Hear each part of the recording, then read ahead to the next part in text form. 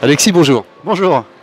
Dites-moi, on est en 2018, je vois des télés 8K Samsung sur votre stand. Vous avez décidé d'anticiper la sortie des téléviseurs? On n'a pas décidé d'anticiper, on a décidé de proposer au public et aux consommateurs le meilleur télé qui existe sur le marché, puisque nous sommes prêts à commercialiser une gamme complète de téléviseurs 8K dès octobre 2018. Alors, lorsque vous dites une gamme, ça veut dire différents modèles, différentes tailles et je présume différents prix.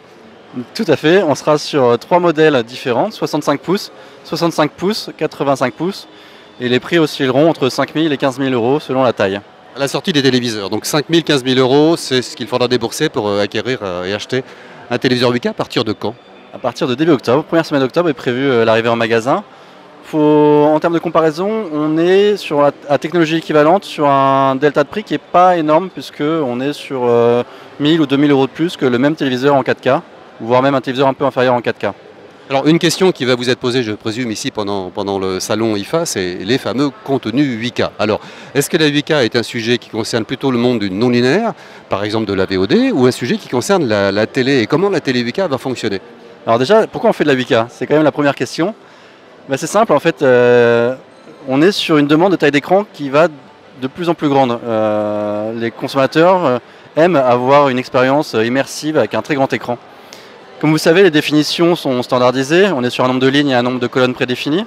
Si on augmente la taille de l'écran sans changer la définition, la résolution et le terme de ce qu'on appelle les pixels par pouce, donc le nombre de pixels qui va occuper la surface de l'écran, va être de plus en plus grossière, un peu comme si vous tiriez sur une écharpe en laine et vous allez avoir les mailles qui vont apparaître. L'idée, c'est qu'en ayant une définition plus fine, on soit sur des tailles d'écran plus grandes sans être au détriment de la qualité d'image.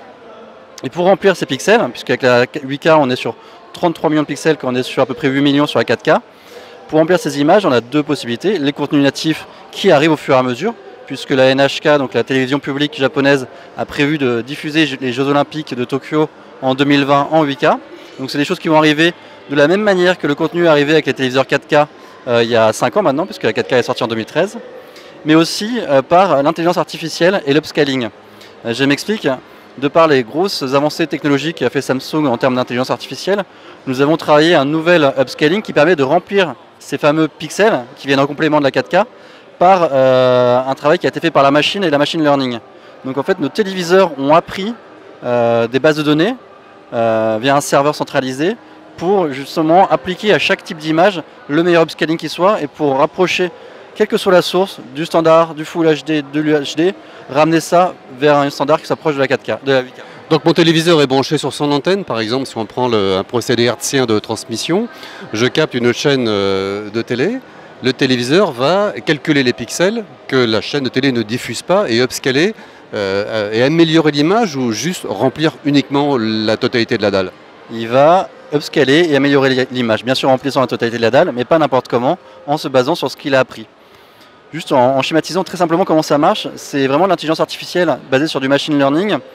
On a pris tous les contenus 8K qui existaient jusqu'à maintenant, voire une grande partie des contenus 8K, et on les a dégradés. C'est-à-dire qu'on est passé de contenu 8K en 4K, en Full HD, en standard. Et on a demandé à la machine de recréer la 8K à partir de là.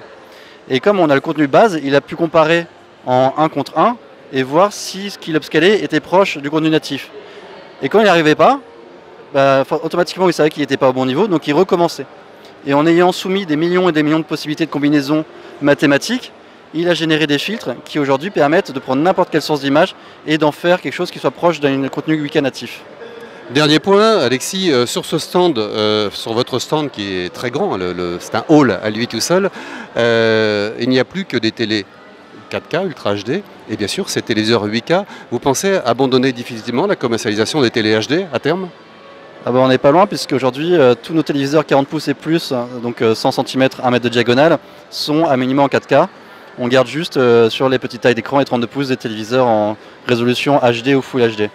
Mais aujourd'hui, c'est sûr qu'en termes industriels, en termes de bénéfices pour le consommateur, vu que le surcoût n'est plus si important, voire même est moins important, puisque les économies d'échelle se font, on peut avoir des résolutions, des définitions d'écran qui soient bien meilleures que ce qu'on a pu avoir jusqu'à maintenant, à des coûts tout à fait abordables.